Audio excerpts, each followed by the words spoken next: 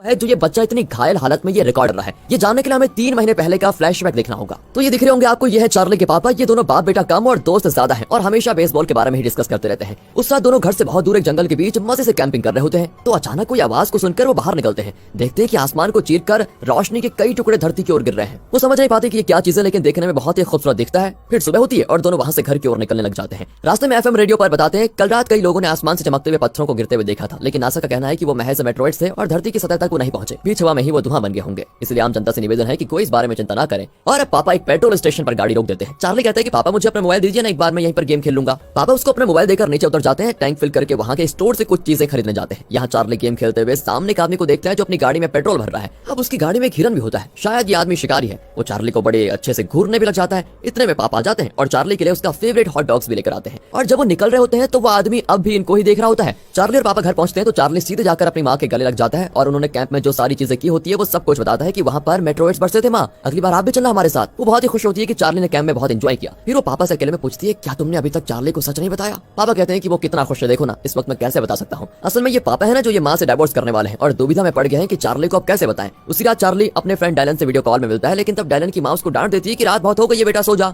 Dylan भी call cut कर देता है। इतने में पापा आ जाते हैं तो चार्ली उनको बताता है कि पापा, जूनियर बेसबॉल टीम का सिलेक्शन का रिजल्ट आने वाला है। मुझसे कई ज्यादा अच्छे प्लेयर्स हैं, इसलिए शायद मैं सिलेक्ट नहीं होऊंगा इस बार। पापा भी कहते हैं कि देख बेटा, तुझसे ज्यादा फास्ट प्लेयर जरूर होंगे, लेकिन उनका दिल तुम्हारे जितना बड़ा नहीं है, इसलिए तुम जरूर सिलेक्ट हो जाओगे, खुद पर विश्वास रखो। कहकर वो चले जाते हैं। और चार्ली को इसलिए अपने पापा से बहुत ज्यादा प्यार है क्योंकि वो हमेशा उसको एक दोस्त की तरह एनकरेज करते हैं और हमेशा उसको सपोर्ट करते हैं। पापा को भी चार्ली से बहुत ज्यादा प्यार होता है। लेकिन चार्ली को अब पेट्रोल बंक पर देखे हुए उस आदमी की याद आ जाती है कि वो कौन था और वो इस बारे में सो नहीं पाता। वो उठकर कंप्यूटर पर डायलन से चैट करने लग जाता है। यहाँ पापा, जो कि माँ को डाइवोर्स देने वाले हैं, वो गराज में सोने के लिए चले जाते हैं। तभी बाहर कचड़े के डब्बे से कोई आवाज आती है। पापा को लगता है कि कोई चोर है और वो उस पर पत्थर मारते हैं, लेकिन वहाँ पर एक बेचारा डॉग खड़ा होता है। फिर पापा को तसल्ली होती है और वो आसमान की ओर देखने लग जाते हैं। अभी भी वो मेट्रोइड्स आसमान से गिर रहे होते हैं। इतने में बारिश भी होती है और पापा भीग रहे होते हैं। चार्ली अपने कमरे से ये सब कुछ देख रहा होता है। अगले दिन चार्ली स्कूल जाता है और हिस्ट्री पीरियड में सबकी हालत खराब हो जाती है क्योंकि हिस्ट्री सर बहुत ही स्ट्रिक्ट हैं और बात बात पर हर किसी को डांट देते हैं। लेकिन पता नहीं आज वो एकदम शांत क्यों लग रहे हैं। लेसन लेने के बजाय वो न जाने क्या कह रहे होते हैं। बीच में वो चार्ली से कोई क्वेश्चन पूछते हैं, लेकिन चार्ली को उसका जवाब नहीं आता। पर वो चार्ली को इस बार डांटते नहीं। बच्चे भी हैरान रह जाते हैं कि वाह भाई, आज सर को क्या हो गया, कुछ गलत तो नहीं हुआ इनके साथ, लगता है इनको कोई प्रॉब्लम है। स्कूल के बाद चार्ली घर जाकर अपने कंप्यूटर पर चेक करता है कि बेसबॉल टीम में वो सिलेक्ट हुआ या फिर नहीं। सिलेक्शन लिस्ट में अपना नाम देखकर उसके खुशी का ठिकाना नहीं होता। वो तुरंत पापा को बताने जाता है जो अभी अभी ऑफिस से लौट रहे होते हैं। वो कार को गराज में पार्क करने जाते हैं तो चार्ली उनके पीछे जाता है, लेकिन अचानक वो देखता है कि गराज के अंदर तेज रोशनी है और पापा के चिल्लाने की आवाज आ रही है। चार्ली घबराकर खिड़की से अंदर झांकता है तो देखता है पापा का हम शक्ल बिना ड्रेस के वहाँ पर खड़ा है और उसके मुंह से तेज रोशनी निकलकर पापा पर लग रही है। दर्द के मारे पापा चीख रहे होते हैं।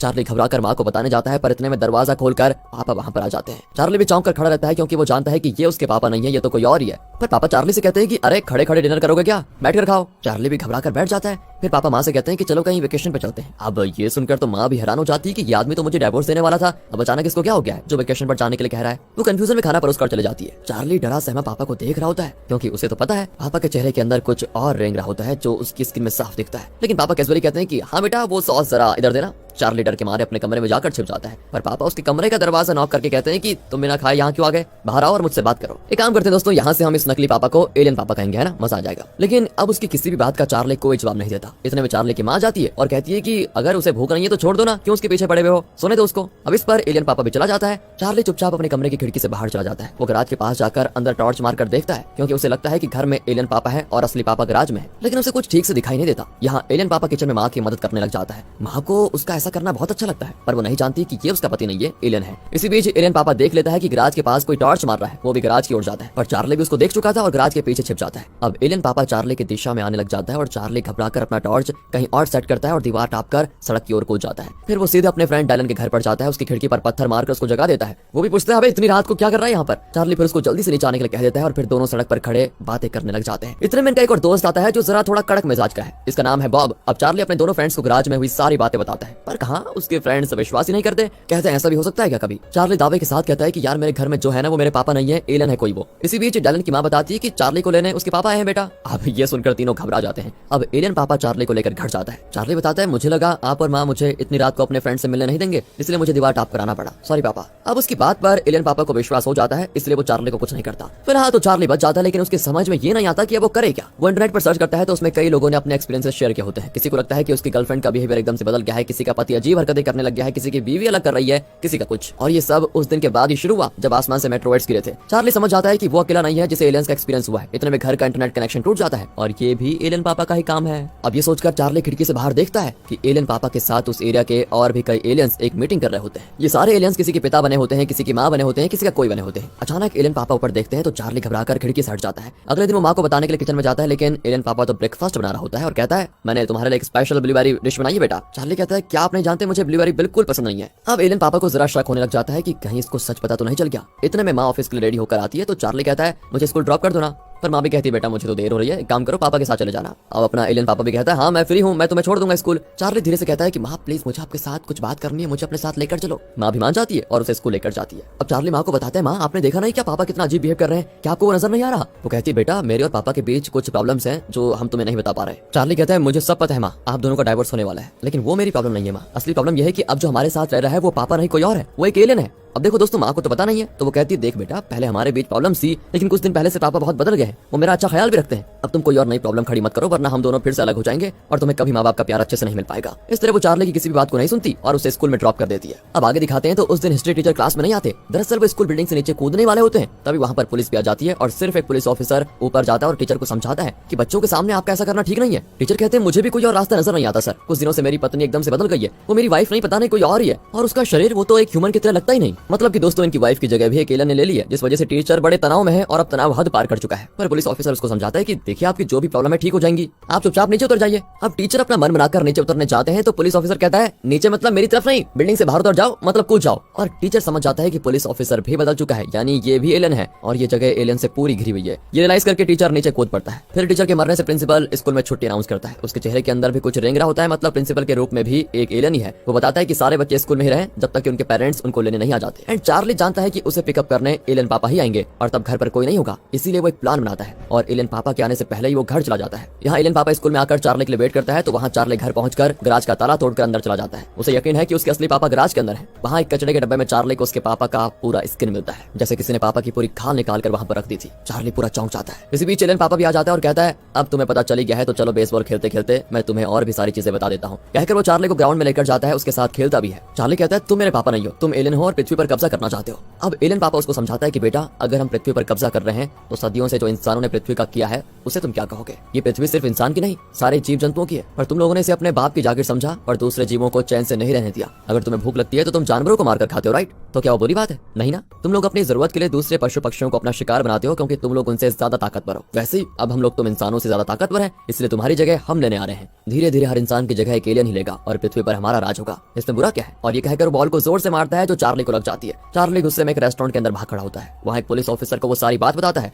ऑफिसर फिर उसको एक डिटेक्टिव के पास लेकर जाता है। डिटेक्टिव कहती है तुम फिक्र मत करो चार्ली, हमारे पास ऐसी कई कंप्लेंट्स आ चुकी हैं, हम जरूर इस पर इन्वेस्टिगेट करेंगे। अब चार्ली चौंक जाता है क्योंकि उसने अपना नाम ना तो उस पुलिस ऑफिसर को बताया था और ना ही इस डिटेक्टिव को। वो पूछता है फिर आपको मेरा नाम कैसे पता चला? ये सवाल डिटेक्टिव ने एक्सपेक्ट नहीं किया था और वो कहती है बेटा तुम कार में रहो मैं अभी आई। कहकर वो उतर जाती है और उस पुलिस ऑफिसर से मिलती है। अब वो डिस्कस करते हैं कि लड़के को हम पर शक हो गया है, जल्दी से इसका कुछ करना पड़ेगा। मतलब दोस्तों ये सारे लोग एलियंस हैं जिन्होंने इंसानों की जगह अभी तक ले ली है। और जब वो लोग लौटते हैं तो चार्ली कार में नहीं होता। मौका पाकर वो बाहर रेलवे स्टेशन पर चला जाता है। वहाँ पर एक गार्ड उसकी ओर आता है। चार्ली को शक है कि कहीं ये भी एलियन तो नहीं है, इसलिए वो चेहरे पर जरा भी टेंशन नहीं दिखाता और गार्ड चला जाता है। कुछ दूर पर एक आदमी अपने बेटे के साथ खड़ा होता है। उस आदमी के चेहरे के अंदर भी कुछ रेंगरा होता है और वो लड़का चार्ली को इशारा करता है कि मेरी मदद करो प्लीज। चार्ली समझ जाता है कि ये आदमी भी एलियन है और उसने इस लड़के के पापा का वही हाल किया है जो कि उसके पापा का किया है। चार्ली किसी तरह एलियन से सबको छुटकारा दिलाना चाहता है, बस कैसे भी करके। वो तुरंत अपने फ्रेंड्स के पास जाकर बताता है पर वो तो उस पर विश्वास करते ही नहीं। उन्हें यकीन दिलाने के लिए चार्ली उन्हें अपने गैराज में लेकर जाता है जहाँ कचड़े के डब्बे में उसके असली पापा का स्किन पड़ा हुआ था। लेकिन अब उसको एकदम खाली देखकर उसके फ्रेंड्स निराश हो जाते हैं और कहते हैं कि यार ये दिखाने लेकर आया था मैं यहाँ पर। तब उन्हें सोचता है कि आज कचरा कलेक्ट करने वाला ट्रक आया होगा, शायद उन्हें उस ट्रक में ढूंढना चाहिए। फिर वो एक रिसाइकलिंग यूनिट में जाते हैं जहाँ एक गाड़ी को अपने पापा का स्किन जाते हुए देखकर चार्ली बहुत रोने लग जाता है। तब उसके फ्रेंड्स को यकीन हो जाता है कि चार्ली सच कह रहा था। फिर वो सभी चार्ली की मदद करने का फैसला करते हैं और सभी उसके घर जाते हैं जहाँ एलियन पापा चार्ली की माँ के साथ होता है। माँ तो जानती भी नहीं कि ये एलियन है, इसलिए वो उसके साथ डांस करने लग जाती है। अब ये तीनों फ्रेंड्स मिलकर एक प्लान बनाते हैं। चार्ली विंडो से एलियन पापा को इशारे से गाली देता है जिससे चिढ़कर एलियन पापा उसको पकड़ने के लिए गैराज में जाता है। चार्ली उससे विनती करता है कि प्लीज मुझे कुछ मत करो, मैं भी एलियन बनने को तैयार हूँ। अब एलियन पापा कहता है कि तुम एलियन नहीं बन सकते, हम सिर्फ तुम्हारी मेमोरीज और डीएनए लेकर तुम्हारी तरह एक एलियन को बनाएंगे जो यहाँ तुम्हारी जगह पे रहने लग जाएगा। ये कहकर वो चार्ली के पास आने लग जाता है तो उसका पैर एक रस्सी पर लगता है। और दोस्तों यही इन तीनों का ट्रैप था, लेकिन इनका कोई भी वेपन एलियन को नहीं लगता और वो बाल बाल बच जाता है। अब वो और गुस्सा हो जाता है और चार्ली पर हमला करने वाला होता है कि तभी बॉब उस पर हमला कर देता है, लेकिन एलियन पापा उसका गला पकड़कर उसको ऊपर उठा देता है। इतने में चार्ली एक बेसबॉल बैट एलियन के सर पर मारता है और अपने फ्रेंड्स को बचाकर भागने लग जाता है। वो बच निकलते हैं। चार्ली भी भागता है और पास के जंगल के अंदर चला जाता है। वहाँ उसको ढेर सारे अजीब से अंडे दिखते हैं। उनमें से एक अंडे के अंदर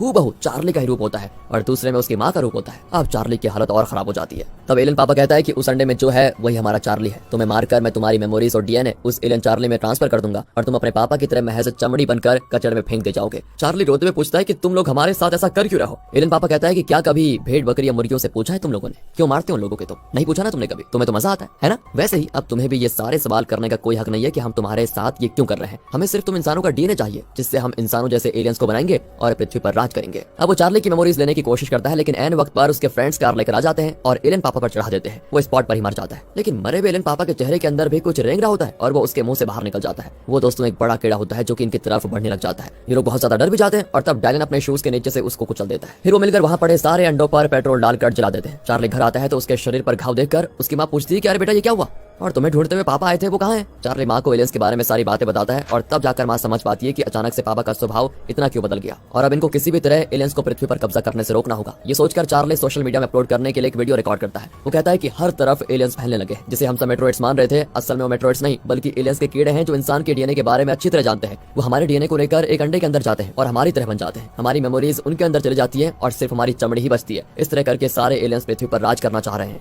और इंसानों का नाम और निशान मिटाना चाहते हैं वो लोग। अगर उनको रोकना है तो जंगलों में जाकर उनके अंडों को जलाना होगा। अगर आपके फ्रेंड्स, रिश्तेदार या कोई भी बहुत अजीब बिहेव कर रहा है तो समझ जाइए कि वो एलियंस बन गए हैं। उन्हें खत्म कर दीजिए। मेरे पापा बुरे आदमी नहीं थे, बहुत अच्छे इंसान थे। पिछले महीने मेरा बेसबॉल मैच था। मेरे पापा सिर्फ मुझे चेयर करने के लिए अपना सारा काम छोड़कर गेम देखने आए थे। अगर मेरे पापा ने देखा होता कि मैंने इंसानियत को बचाने के लिए क्या क्या किया है तो वो जरूर मेरे बारे में प्राउड फील करते हैं। इस तरह वो वीडियो में कहता है और ये सब कुछ मूवी की शुरुआत में हमने देखा था दोस्तों। वीडियो रिकॉर्ड करके वो #रजिस्ट के नाम से सोशल मीडिया पे अपलोड करता है। वो लोगों को बताना चाहता है कि हमें इन एलियंस को रजिस्ट करना होगा। चार्ली का विश्वास है कि इस वीडियो को देखने के बाद लोगों में एलियंस के बारे में अवेयरनेस होगा और सब मिलकर धीरे धीरे सारे एलियंस को मार डालेंगे और पृथ्वी पर एक बार फिर से इंसान का राज होगा। इसी के साथ दोस्तों ये मूवी यहाँ पर खत्म हो जाती है। अगर आप सोच रहे हैं कि कोई कीड़ा ह्यूमन सेल्स के डीएनए को चेंज कैसे कर सकता है तो शायद आपको HIV वायरस के बारे में ज्यादा पता नहीं है। ये वायरस जब शरीर में घुसता है तो व्हाइट ब्लड सेल्स के अंदर घुस जाता है। व्हाइट ब्लड सेल्स या WBCs हमारे शरीर को बीमारियों से बचाने वाली इम्यूनिटी देते हैं। HIV इस WBC में घुसकर अपनी कॉपीज बनाने लग जाता है और आखिर WBC को डिस्ट्रॉय कर डालता है। फिर इस HIV की कॉपीज दूसरे WBCs को भी टारगेट करके उनके अंदर भी पनपने लग जाते हैं और इस तरह करते करते वो इम्यूनिटी देने वाले सारे WBCs को डिस्ट्रॉय कर देते हैं, जिस वजह से HIV पेशेंट्स हर तरह की बीमारी